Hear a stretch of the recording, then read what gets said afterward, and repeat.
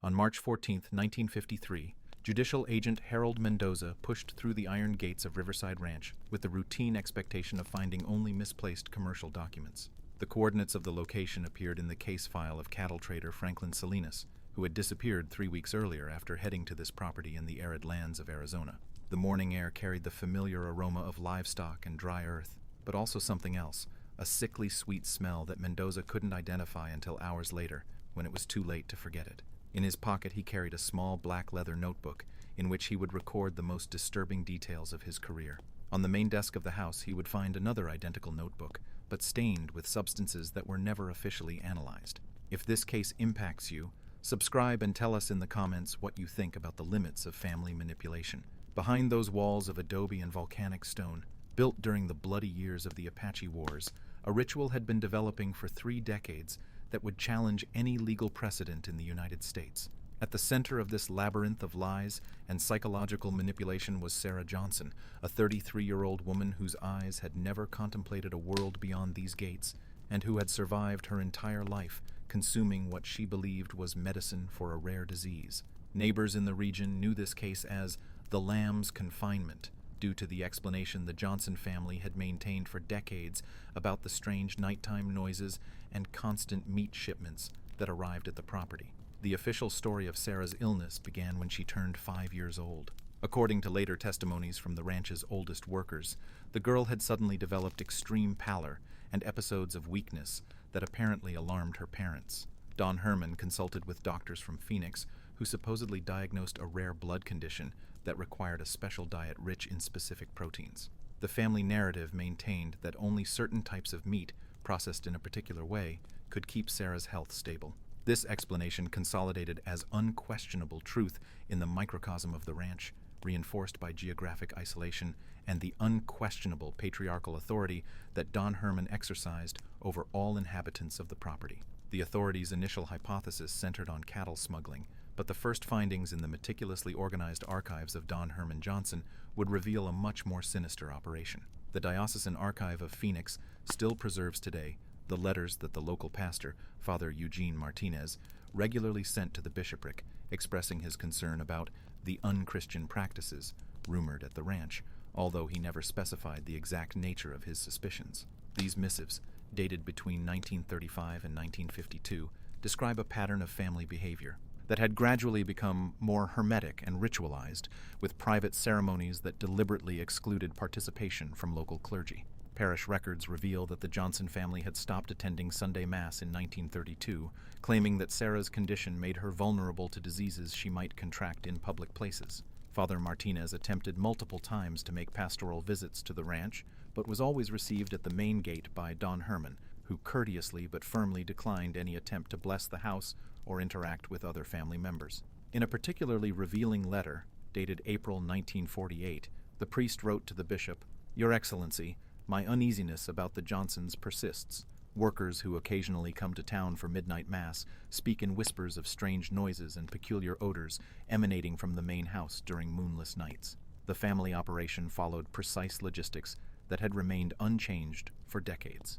Every 3 months, Don Herman made commercial trips to markets in Los Angeles and Denver, always accompanied by his son Robert, since he turned 12. These trips had a fixed duration of 8 days, during which Doña Elizabeth intensified her supervision over Sarah, implementing what she called purification periods, consisting of partial fasts, followed by specially prepared meals that supposedly strengthened her daughter's immune system. Records from the Arizona Cattlemen's Association show that the family bought unusually large quantities of curing salt and aromatic spices, sufficient to process double the cattle they officially raised. Bills preserved in municipal archives document regular purchases of rosemary, thyme, bay leaves, and an exotic mixture of imported oriental spices that Don Herman acquired through a specialized merchant in Los Angeles. Workers from neighboring ranches remembered trucks that always arrived at dawn, driven by silent men who never exchanged greetings with local workers. These vehicles, always different but invariably heavy cargo, headed directly toward the rear buildings of the property, where they remained for several hours before departing without having left visible traces of their load. The first clues about the true nature of the operation appeared in apparently insignificant details. Sarah had developed since childhood a peculiar obsession with certain odors. She immediately recognized the aroma of rusted iron, wet leather, and a specific mixture of herbs that her mother used to season her special medicine. During her clandestine investigation attempts, Sarah noticed that these aromas intensified considerably on new moon nights, when sounds from the basement became more prolonged and complex. Sarah's curiosity had progressively intensified since that lunch at age 10, when she noticed differences in the texture and flavor of her food. Her clandestine investigations followed increasingly elaborate patterns as she developed techniques to evade maternal surveillance.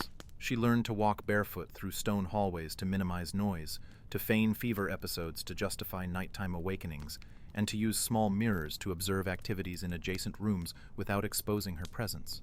For years, Sarah compiled fragments of conversations, sequences of noises, changes in family behavior patterns, and correlations between external events and modifications in her diet. In her later testimony, Sarah would describe how she had learned to distinguish between the normal sounds of the ranch and those others that filled her with inexplicable anxiety. Familiar noises included the distant lowing of cattle, the creaking of wooden beams during temperature changes, and the regular footsteps of workers during their daily routines. But there were other sounds that seemed to follow specific patterns: rhythmic sequences of metallic blows, movements of heavy objects being dragged across rough surfaces, and occasionally human voices that didn't belong to any known family member or regular workers. The first significant technical discovery occurred when Mendoza and his team examined the main basement of the house. The underground room extended considerably beyond the visible foundations of the main building, suggesting construction planned specifically for functions that transcended conventional storage. Interior temperature remained constant through an underground ventilation system that connected to natural caves, while pipes led to drains extending to a seasonal stream located 2 kilometers away. The walls were lined with glazed ceramic tiles, similar to those used in industrial slaughterhouses, but with a decorative pattern suggesting ceremonial purpose. The design included geometric motifs interspersed with stylized representations of human figures in various postures, creating a visual narrative that art experts would later interpret as the representation of a complete transformation cycle. In the center of the room stood a black marble table with carved channels leading to drains connected to the pipe system. The table, of considerable dimensions, had been carved from a single piece of marble extracted from Colorado quarries, transported to Arizona in a logistical operation that required construction of temporary roads and use of specialized machinery. The Johnson family's initial version about these findings quickly crumbled before 5 objective counterproofs that investigators meticulously documented. First, chemical analyses of stains in the basement revealed the presence of human hemoglobin in concentrations impossible to explain by domestic or veterinary accidents. Second, municipal death records in the region showed a significant statistical discrepancy. The natural mortality rate was well below the state average, while missing person reports clearly exceeded the national average. Third, tools found in the basement included precision surgical instruments like specialized scalpels, bone saws, medical forceps, and other devices that had no justification on a cattle ranch. Fourth, soil analyses in a wide radius around the house revealed anomalous levels of phosphorus and calcium, consistent with decomposition of organic material in industrial quantities. Fifth, testimonies from 3 independent merchants confirmed that the Johnson family had been selling special lamb meat to exclusive restaurants in the capital at a price per kilogram that tripled the market value of premium beef. The multiple expert analysis involved specialists from 3 different institutions, each contributing a crucial technical perspective to understand the magnitude of the operation.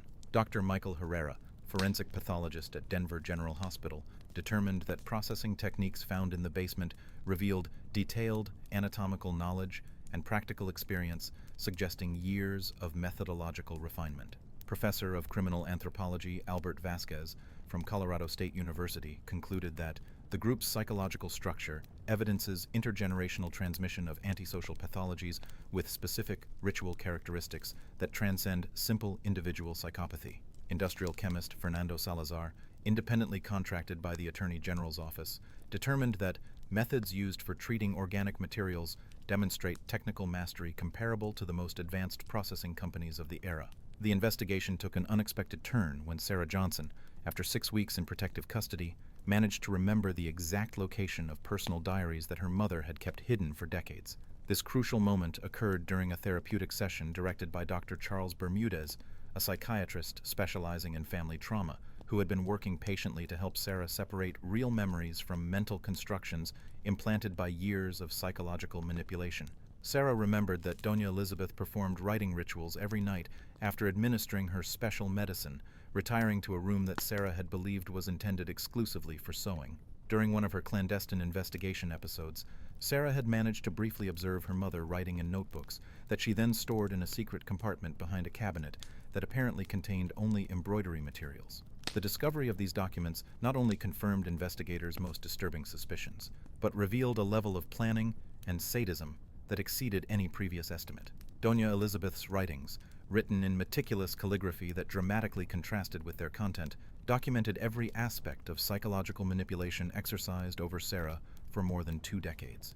The diaries included detailed records of exact doses of sedative substances they regularly administered to calm her anxiety, sensory isolation techniques used to intensify her emotional dependence, and specific methods employed to erode her capacity to distinguish between reality and fiction. Doña Elizabeth's records revealed a mind that found intellectual satisfaction in constructing and maintaining complex alternative realities. Her annotations described psychological experiments she implemented to measure the effectiveness of different manipulation techniques, including gradual modification of family narratives to evaluate Sarah's capacity to retain independent memories. Particularly disturbing were passages where she described the pleasure she experienced observing moments of confusion and doubt that her manipulations generated in her daughter. The most shocking document was a parallel diary maintained by Don Herman, in which he recorded not only operational aspects of family activity, but also his personal reflections on each victim. His annotations reveal a personality that found aesthetic satisfaction in absolute control over the life and death of other human beings, describing with clinical detail his methods for prolonging victims' terror and maximizing his own psychological pleasure. Even more disturbing was discovering that Robert had begun maintaining his own record from age 14, evidencing not only his active participation in family crimes, but also his evolution toward forms of violence that exceeded paternal teachings. Young Robert's writings showed an alarming psychological progression, from initial obedience toward independent creativity in developing torture and control methods. The public trial, held at the Arizona Superior Court between August and December 1954, became an unprecedented case study for American jurisprudence. The prosecution argued that the Johnson family had operated a criminal enterprise of unique characteristics, combining elements of kidnapping, multiple homicide, psychological manipulation, and commercialization of products derived from criminal activities. The defense attempted to establish a precedent of collective mental alienation, arguing that the accused suffered from a hereditary psychological disorder that incapacitated them from distinguishing between right and wrong. The most complex aspect of the trial centered on Sarah Johnson's legal situation. Psychiatric evaluations determined that Sarah presented a clinical picture unprecedented in international medical literature. Her psychological condition evidenced decades of systematic conditioning that had fundamentally altered her perception of reality, but at the same time preserved sufficient cognitive capacity to understand the criminal nature of family activities once exposed to external information. At the moment of verdict reading, a court guardian noticed that among Sarah's confiscated personal effects emanated the same sickly sweet aroma that Mendoza had detected that first day at the ranch, the spices her mother used to mask the metallic taste of her special medicine. Sarah had unconsciously preserved small quantities of these spices in her clothing as the last vestige of years of conditioning that had kept her prisoner in her own family. The case's official resolution established legal precedents that influenced American jurisprudence for subsequent decades. Don Herman Johnson was sentenced to death, a sentence executed in February 1955. Doña Elizabeth received a life sentence, dying in prison in 1967 without ever showing signs of repentance. Robert was sentenced to 20 years in a psychiatric rehabilitation center, although subsequent records indicate he never achieved successful social reintegration. Authorities confiscated the entirety of Riverside Ranch and its associated properties, whose assets were liquidated in public auction to finance compensation to families of identified victims. Additional fines for sanitary and tax violations amounted to sums that exceeded the total value of family assets, establishing a precedent on financial responsibility in cases of systematic criminality. However, this apparently definitive resolution concealed aspects of the case that authorities decided to keep classified for public security reasons. Documents declassified in 1978 revealed that the investigation had identified a network of external collaborators who facilitated the Johnson family's operations, including municipal officials who systematically ignored missing person reports, transporters who facilitated movement of suspicious materials, and merchants who consciously participated in distributing products of criminal origin. The true magnitude of the operation suggested the existence of an institutional corruption system that federal authorities considered too dangerous to expose completely to public scrutiny. The true hidden climax of the case emerged during complementary investigations conducted by the Attorney General's office between 1955 and 1957. Forensic analyses of remains found on properties adjacent to the ranch indicated that the Johnsons' criminal activity had extended for a considerably longer period of time than initially established, possibly dating back to 1918, which implied participation of a previous family generation that was never judicially processed. Even more disturbing, disappearance patterns in distant regions of Arizona, Nevada, and Utah suggested the possible existence of similar operations directed by related family cells that managed to evade detection for additional decades. The same archives revealed correspondence between Don Herman and individuals identified only by initials, in which traditional techniques and ancestral methods were discussed, suggesting the existence of an extended family network that shared knowledge and resources to maintain similar criminal operations in different regions. Sarah Johnson, after 3 years of intensive psychiatric treatment, managed to develop sufficient emotional stability to testify in subsequent investigations, although she never completely recovered her capacity to trust her own perceptions or establish normal interpersonal relationships. Her recovery process was exhaustively documented by the medical team treating her, creating an archive that subsequently became fundamental reference for treating victims of extreme psychological manipulation. During her therapeutic sessions, Sarah managed to reconstruct fragmented memories that provided crucial information about operational aspects of the family system that had not been documented in confiscated diaries. Her memories included details about nocturnal visitors who regularly arrived at the ranch,